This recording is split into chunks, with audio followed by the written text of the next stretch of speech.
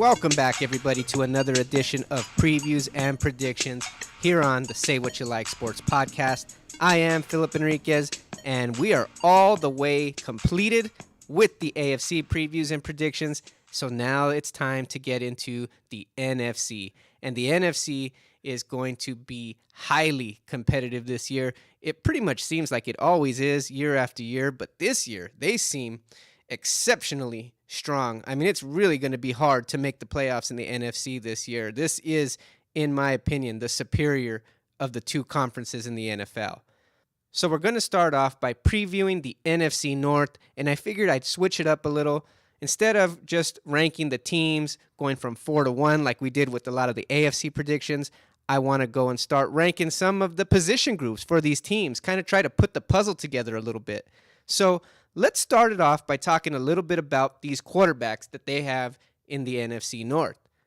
I want to rank these quarterbacks, these starting quarterbacks, in order from worst to first. So at number 4, we have the starting quarterback for the Chicago Bears, Mitchell Trubisky. Now, Trubisky, he's the 7th overall pick in the 2017 NFL Draft, but don't get too down on Trubisky. The upside, I think it's there. And I think he may even go down as getting a raw deal when it's all said and done for the career of Mitchell Trubisky. I mean, in his rookie season, he wasn't all that bad. He started the last 12 games of the season. He threw 7 touchdowns, and he threw 7 picks to go along with it. And he never really threw more than a single touchdown in a single game. So he's never had a 2-touchdown game. But he was missing the top 2 wide receivers on his depth chart in Kevin White and Cam Meredith. So in the interest of helping out their young quarterback, the Bears signed the free agent wide receiver Allen Robinson over from the Jags. But this dude just recently took a vicious hit to the knee in the preseason, and the last I heard, he was awaiting test results. So again, will Mitchell Trubisky really get the opportunity with the weapons around him to truly prove himself and move up in these NFC North quarterback rankings?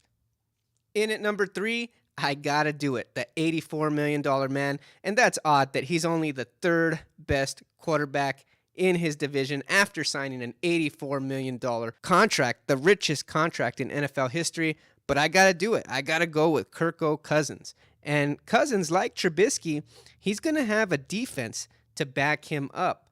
But Cousins also has the weapons at the wide receiver position that pretty much no other quarterback in this division has in Adam Thielen and Stephon Diggs.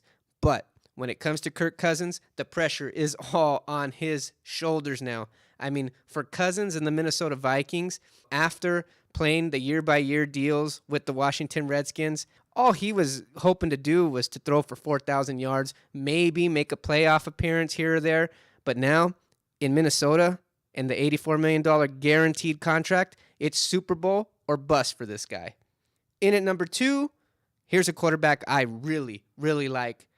I think he's probably the most underappreciated quarterback in the league today. I'll call that the Tony Romo Award, Matthew Stafford. Now, Stafford, he finished in the top 6 in the league last season in yards, touchdowns, and passer rating. When it comes to the things I see, some of the intangibles, I mean, this guy's clutch. I mean, he had like 8 come from behind victories one season, and he's always, making the big plays when they're needed most on the offense. And he just has a straight cannon for an arm. I can go on and on about this guy. He's severely underrated because he plays in Detroit. If he played for one of these bigger name teams, one of these marquee teams, I think you would be seeing Stafford easily talked about as a top 5 quarterback in this league. Look, he has 7 straight seasons of 4,000 plus yards passing. And that's despite the lack of protection. Every time I see this guy playing, he's taking hits, he's taking sacks, and he still puts up big time numbers. And man, he gets Detroit to around 7 to 9 wins every year. To me, that's impressive. But as much as Matt Stafford would like to sit on the throne atop the NFC North when it comes to quarterbacks, there's only one top quarterback in not just the NFC North, but probably the league, and that's Aaron Rodgers. I mean, this guy missed 9 games with the fractured collarbone last year, and it showed. The Green Bay Packers just weren't the same team without him. This Green Bay franchise, let alone the team, but the whole franchise leans on this dude's shoulder so heavily that when he goes down, it shows. I mean, he's arguably the best quarterback to ever play the game, and at the very least, he owns the best passer rating in NFL history at 103.8 passer rating. That's amazing. I mean, he's thrown 56 touchdowns to just 13 interceptions in the last 2 seasons. He's pretty much everything you could want in a quarterback. He's got the accuracy, he's got the arm strength, he's got the mobility. And when it comes to quarterbacks, he's the uncontested king in the North. The king in the North! The king in the North! The king in the North! The king in the North! The king in the North! The king in the North! The king in the North! The king in the North! The king in the North! The king in the North! Now let's switch it up and talk a little bit about the running games for these 4 teams in the NFC North. Coming in at number 4, I'd have the Green Bay Packers running game. Ty Montgomery, don't get me wrong, I think he's a nice pass catcher out of the backfield, but he's just not a between the tackles type of runner, the type of runner that Green Bay needs in that backfield.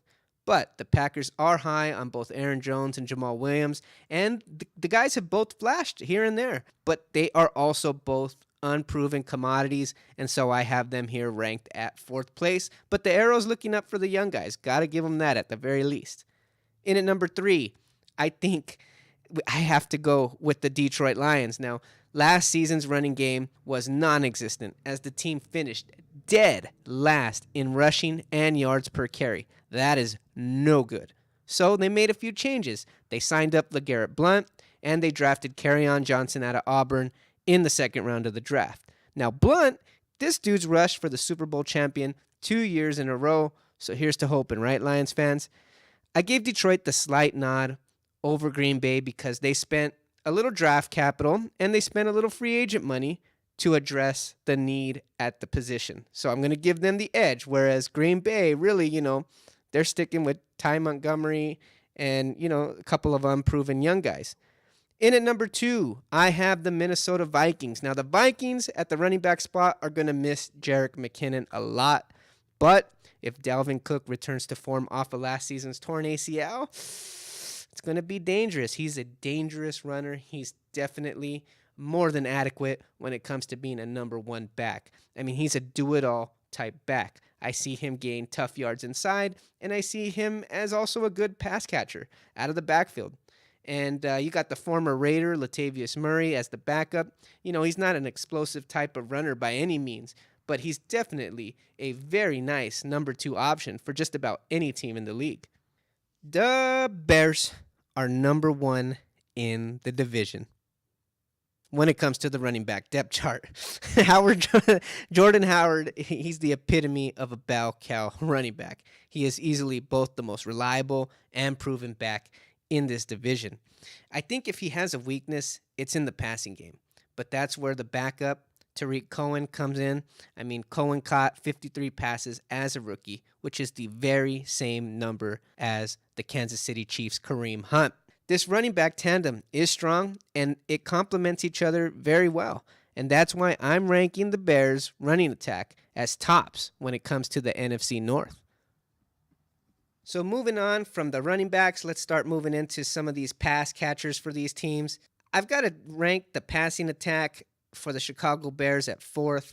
You got Kevin White, who's only played 5 games in 3 years after being the former first-round draft pick. They had high hopes for him, but he just cannot stay on the field so far. And then I would have to give them props for signing Allen Robinson, who's coming off a torn ACL, but he just injured his knee in the 3rd week of the preseason. And, there's just another question mark when it comes to health and these wide receiver weapons. But if he's healthy, he's a weapon. They signed Taylor Gabriel as the 3rd option to provide depth, and they drafted Anthony Miller out of Memphis in the 2nd round. Now, keep in mind, Anthony Miller was a nice player in college. He's actually the all-time receiving leader for Memphis, and they have high hopes for the kid. But still, at this point, I would have to rank their wide receiving core, couple that in with the options they have at tight end, basically just pass catchers. I'd have to rank them last in the division. Now, I am completely struggling when it comes to deciding the next two teams. I think they're just about dead even. The Green Bay Packers, they released Jordy Nelson in the offseason. And again, much to Aaron Rodgers' disapproval, they did it. And although I agree he was getting old and he was not quite as productive with the quarterback like Brett Hundley, the connection between Rodgers and Nelson is just one that was made for the ages. I mean, they can rival some of the best connections in NFL history, for sure. So it's going to be a loss that at the very least Aaron Rodgers feels. Now, you have Randall Cobb, who is going to need to have a big year in order to live up to that contract he signed in 2014. And he had a monster year that year, no doubt. He had over 1,200 yards and 12 touchdowns. He's got to get back to that, especially with Jordy Nelson missing from the fold this year. This Green Bay receiving core has depth. It seems like these dudes come out of nowhere and step up and make big plays. Or maybe it's just Aaron Rodgers. I don't know. But Devontae Adams is a prime example of that. I mean, over the last 2 years, he's had 149 catches and 22 touchdowns, and he's somebody that Aaron Rodgers can rely on. But I think the determining factor in ranking the Green Bay Packers, not third, but probably second, I think it has to be because they got the tight end, Jimmy Graham. So I think it's going to be all eyes on the Jimmy Graham and Aaron Rodgers connection when it comes to that red zone. Jimmy Graham may not be in his prime like he was with Drew Brees and the Saints, but with a player like Aaron Rodgers, I think there's bound to be double-digit touchdowns coming between Jimmy Graham and Aaron Rodgers. So I'm going to give them the nod over the Detroit Lions, who I'm going to place at third because speaking about tight ends, they lost a reliable tight end in Eric Ebron in free agency. Now, they did sign the tight end over from the Seahawks, Luke Wilson, and that's Wilson with 2 L's. Every time I see the back of that jersey, I go, that's Wilson, but with 2 L's. It's just something you don't see every day. But still, it's hard to call a team with 2 1,000-yard receivers, and I believe they were the only team to have 2 starting wide receivers go for 1,000 yards in the same season last season. It's hard to say that they're the third best pass catching group in the division. I mean, you got Jones as the deep threat, and you got Tate, who's always seems to be moving the chains. So they complement each other well, and they're both accomplished. They both put up numbers, and Stafford trusts them. But, I think if they could have found a way to keep Ebron in the fold, I may have placed them at number 2 above Green Bay. But since Green Bay gets Jimmy Graham and they lost Ebron and just replaced him with Wilson, I got to give Green Bay the nod when it comes to the pass catchers. But at number 1, no problem for me to call it. I think number 1 is the Minnesota Vikings. You got Adam Thielen and Stephon Diggs as your starting wide receivers, and that might just be the best wide receiver tandem in the league, honestly. It just might be. I'm not calling it, but it could be. It's arguable. And I think, again, this is another wide receiving duo that complements each other very well. Thielen, he can work the route tree. He does a lot of comebacks, a lot of curls, and he's always going back for the ball, and he's got good hands. You got Diggs, who can perform Minnesota miracles, and he just makes some big plays with the yards after the catch. I mean, when it comes to Diggs, it's all about that yak, man. I mean, the yards after the catch is something serious with him. You got to keep your eye on him, make sure you tackle him. You cannot lose the guy, or he's going to go for 6. And, behind them, they have some decent depth. The former first-round wide receiver, Laquan Treadwell, I mean, I don't know. Going into year 3, it might be time to start calling him a bust, but he might be your 4th or 5th option there. And then, again, speaking of tight ends, Minnesota's got a nice one in Kyle Rudolph because the dude is just a beast in the red zone. So when you put it all together, I got to go with the Minnesota Vikings as number 1 as far as the pass catchers go on that offense. Switching to the other side of the ball, let's start ranking these defenses. In at 4th, I have the Detroit Lions. Now, last year, it wasn't pretty. The Detroit Lions finished 27th in overall defense last season. Still, look for the head coach, Matt Patricia, to instill a lot of different looks and try to improve upon that 27th ranking from last year. Now, Ezekiel Ansah, he's still on the roster, and he's still one of the league's better pass rushers. I think it's just a matter of him needing to stay healthy and play all 16 games. Now, in the middle of that defense, they have a lot of holes to fill. I really couldn't name any of the linebackers on the team, so that's no good. But the back end there has a little bit of talent. They got a couple of playmakers back there with the cornerback Darius Slay making plays. And I think free safety Glover Quinn is one of the most underrated safeties in the league today. The guy is always around the ball. He's always making plays. I mean, he cleans up a lot of the mistakes that are made on the front end of that defense. In third, I have the Chicago Bears. And the Bears, they have a solid defense, man. They got a solid defense going into 2018. Akeem Hicks, I mean, he's an underrated D lineman. You don't really hear the name of Akeem Hicks amongst the top players on the defense, in the league. But the guy had 8.5 sacks last year, and I think it's just he plays for the Bears, and, they don't get a lot of that national spotlight with their record, but the guy can play.